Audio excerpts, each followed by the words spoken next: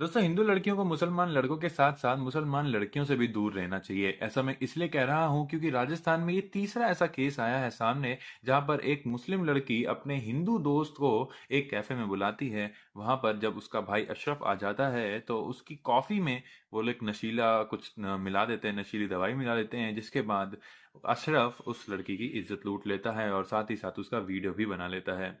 पर ये मामला यहाँ ही नहीं रुकता है। पिछले 1 साल से अशरफ अपने बाकी के 7 दोस्तों के साथ 1 साल तक उसके साथ कई बार रेप कर चुका है और कई बार उसकी वीडियो बना चुका है।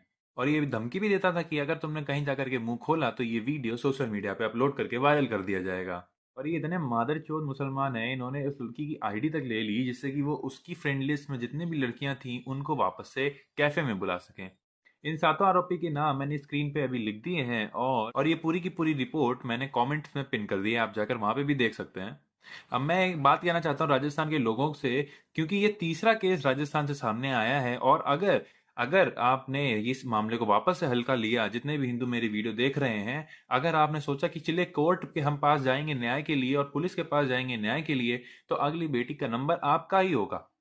ऐसा इसलिए क्योंकि कोर्ट इन सबको बेल दे देगी, इनको वकील बहुत आराम से मिल जाते हैं। इनको वकील इतने टॉप क्लास के मिल जाएंगे जिनकी इतनी हैसियत नहीं है उन वकीलों को खरीदने के लिए, लेकिन इतना इनका इकोसिस्टम इतना स्ट्रांग होता है कि इनको वकील मिलने में बहुत टाइम नहीं लगता है। क्यों? क्योंकि इनके वकीलों का पैसा देता है वक्फ बोर्ड वगैरह जैसी जितनी भी एजेंसीज हैं जहां से इतना सारा पैसा आता है, वहां से। और ये आरोपी फिर से बच जाएंगे और अगला नंबर आपकी बेटियों का होगा। तो आपको जानना है, आपको ये समझना पड़ेगा कि इनका कैसे इलाज करना है। इनको इनके अल्लाह के पास वापस भेजना है, क्योंकि इनके अल्लाह ही तो इनको गाइड करते हैं कि जाकर के जितने भी हिंदू वगैरह या जितने भी नॉन मुस्लिम से उनको जाकर के रेप करो और अल्लाह खुश हो जाता है। तो आपको समझना पड़ेगा कि अगर आपको अपनी बेटियों को बचाना है तो आपको क्या करना पड़ेगा ऐसे लोगों का। और अगर आपने अभी भी सोचा कि चलिए हम कोर्ट के भरोसे रहते हैं, तो सबसे बड़े बेवकूफ तो तुम ही हो। सबसे बड़े बेवकूफ तुम हो और अगली बेटी का अगली जो लड़की होगी वो तुम्हारे घर की होगी।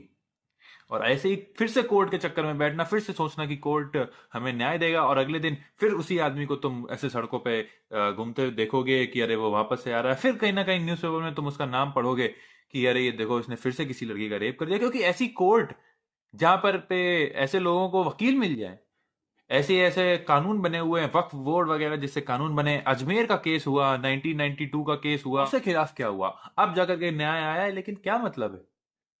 ऐसी लड़कियां जो हैं वो अब दादी बन चुकी हैं और कोई मतलब नहीं है ऐसे ऐसे कोर्ट वगैरह के चक्कर लगाने का। हाल ही में एक विजयनगर का केस आया था जिसमें 5 से 6 लड़कियों का ऐसे ही रेप करके उनकी वीडियो बनाई गई। फिर से ये तीसरा केस आया है। अभी भी ऐसी कोर्ट के चक्कर में बैठे रहोगे तो अगली बेटी का नंबर तुम्हारा ही होगा।